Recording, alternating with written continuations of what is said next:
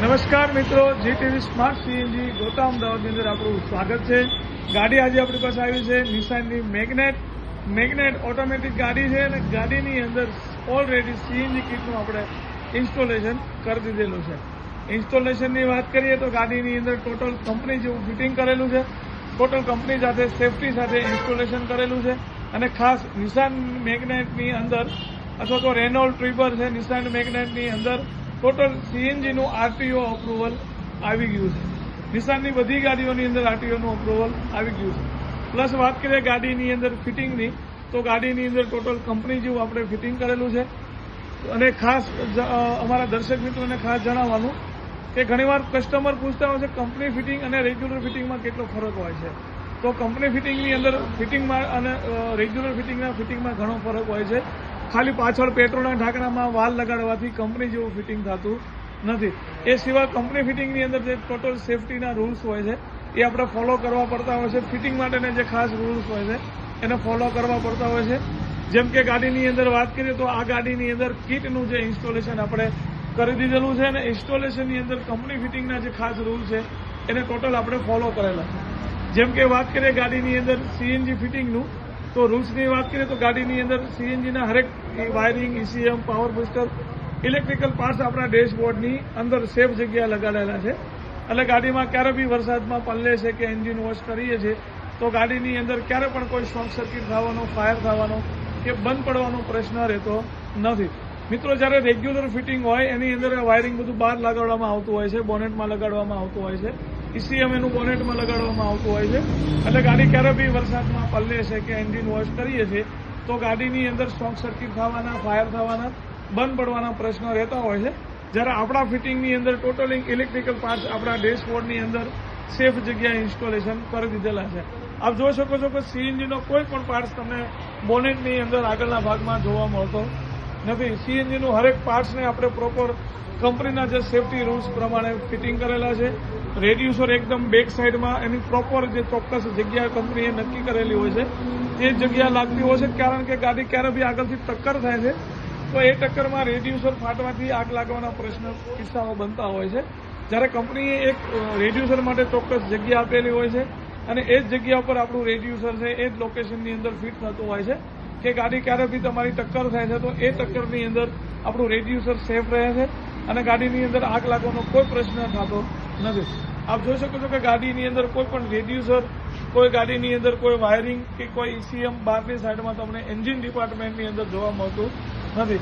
ગાડીની અંદર હરેક પાર્ટ એક પ્રોપર ચોક્કસ જગ્યા લગાડેલા છે.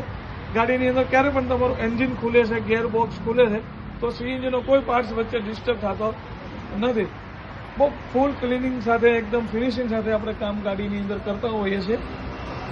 અને રિઝલ્ટ છે ગાડીની અંદર પિકઅપ પરફોર્મન્સની વાત કરીએ તો જબરજસ્ત નિસાનની અંદર જબરજસ્ત પિકઅપ મળે છે અને 100% નિસાનની અંદર સક્સેસફુલ આપણું ગાડીની અંદર નીકળીને આવે છે. મિત્રો, જ્યારે બી ગાડી આપણી ઓટો ગેર હોય છે તો ઓટો ગેરની અંદર કીટ અલગ આવતી હોય છે. રેગ્યુલર કીટ આપણે ઓટો ગેરની અંદર ચાલતી નથી. ઓટો ગેરની અંદર કોઈ રેગ્યુલર કીટ છે, રેગ્યુલર ડેટા આપણા ઓટો ગેરની અંદર ક્યારે બી સેટિંગ થતા નથી. ઓટો ગેરમાં એરર આવે છે, પ્રોબ્લેમ પડવાના પ્રશ્ન વધે છે. માટે ગાડીની અંદર આપણે જે કીટ નાખેલી છે એ ફંક્શન જે છે ગાડીનું એ સ્પેશિયલી ઓટો ગેર માટેના નાખેલા છે. પ્લસ ગાડીની અંદર જે એક્સ્ટ્રા ફિટિંગની વાત કરીએ તો ગાડીની અંદર આપણે જે એડવાન્સર જે નાખીએ છીએ એ COBD2 વર્ઝન ટાઈપનું એડવાન્સર આપીએ છીએ અને ગાડીની અંદર પિકઅપ પરફોર્મન્સ જે છે ગાડીની અંદર ખૂબ સારું આવે છે. મિત્રો, મારુતિની ગાડી, હુન્ડાઈની ગાડી અલગ હોય છે, જ્યારે નિસાનની અંદર ફિટિંગની જે થિયરી હોય છે એ અલગ રહેતી હોય છે. પ્લસ વાત કરીએ ફિલિંગ પોઈન્ટની તો એક એમરજન્સી ફિલિંગ પોઈન્ટ આપણે ટેમ્પરરી યુઝ માટે આગળ બોનેટમાં આપેલો છે. જ્યારે મેઇન ફિલિંગ પોઈન્ટની વાત કરીએ તો મેઇન ફિલિંગ પોઈન્ટ જે છે આપણો પેટ્રોલના ઢાંકણાની અંદર આપેલો છે.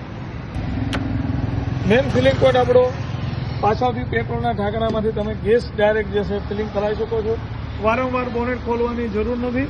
ગાડીનું એન્જિન ગરમ હોય, ગાડી આગળથી 200-400 કિલોમીટર ચાલેલી છે તો આગળથી ગેસ ફિલિંગ કરવો થોડુંક જોખમ સાબિત થઈ શકે છે. માટે મેઇન ફિલિંગ પોઈન્ટ આપણો પેટ્રોલના ઢાંકણાની અંદર આપણે આપેલો છે. પ્લસ વાત કરીએ ગાડીની ડિક્કી બૂટ તો ડિક્કી બૂટની અંદર ખૂબ ખૂબ સારી એવી સ્પેસ જે છે આપણને ડિકી બૂટની અંદર વાપરવા મળે છે. ફિટિંગ ક્વોલિટીની વાત કરીએ, ડિકી સ્પેસની વાત કરીએ તો અહીંયા આપ જોઈ શકો છો ખૂબ સારી સ્પેસ જે છે આપણને મળે છે. અને ખાસ વાત કરીએ તો સ્પેર વ્હીલની, તો આપણું જે મેઇન સ્પેર વ્હીલ છે એ આપણું એકદમ નીચેની સાઈડમાં જતું રહે છે.